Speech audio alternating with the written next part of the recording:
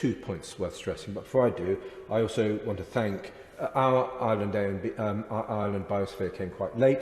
We got it a few years ago, and this was after a campaign led by our AONB, Area of Outstanding Natural Beauty organisation, and the people who need to be thanked: Joel Bateman, Councillor Jonathan Bacon, and more recently Holly Jones and Natasha Dix, for the impressive work that they have done, both in delivering that successful bid to UNESCO, but also the work that they've done since. There are 17 UNESCO Sustainable Development Goals. We are trying to work them into the Isle of Wight's Council's planning, and there are lots of projects that we have for regenerative farming, for carbon sequestration, in soil and local agriculture, net zero homes, active travel, smart renewable grids. So there's lots of exciting things that we are trying to do off the back of getting the biosphere status.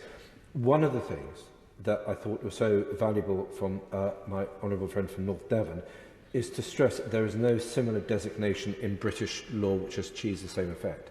And so, Mr Deputy Speaker, what I'm very keen for government to take on board is that we have these valuable designations. They combine the human world with the natural world with the maritime world, which is actually quite unique. There's nothing like it in UK law. Should there be? Should there be something like this in UK law? So, for example, 75% of the Isle of Wight, Mr Deputy Speaker, comes under some form of UK designation. 8 separate designations, 13 distinct areas. For an island of our size, only 15 miles by 30, it's highly fragmented and it's somewhat over-complex, and it just creates a needless sort of bureaucracy when it comes to nature protection and planning. And I would love to know how the government could incorporate biospheres and recognise them within UK law. At the moment, we have a tapestry on the island. Actually, what we need is a blanket. And that biosphere idea gives out the idea of a blanket. And my second pitch, Mr Deputy Speaker, in the brief time I have, is that if the government is going to bring in, as I hope it does, the bill about protected landscapes, this is National Park and AONBs, and they're going to slightly sort of fudge the difference between them and maybe bring in new designations. One of the new designations it could be bringing is a biosphere designation to give it some sort of status within UK law, but either or an island designation. If we're going to get city parks, why can't we have an island park designation? It's not a national park on an island, but it is an island park that looks at sort of human habitation, that looks at maritime protection, that looks at landscape protection as a single whole.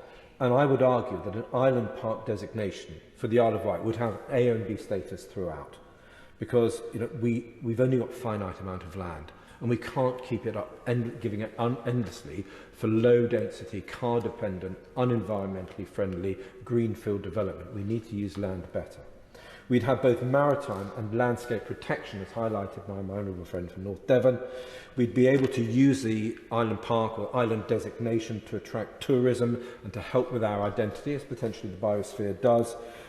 We'd get maybe some targeted support from agriculture, because we don't have an abattoir on the island, so all the livestock goes to the mainland for slaughter, which adds cost, and it just inhibits a circular economy, which we need.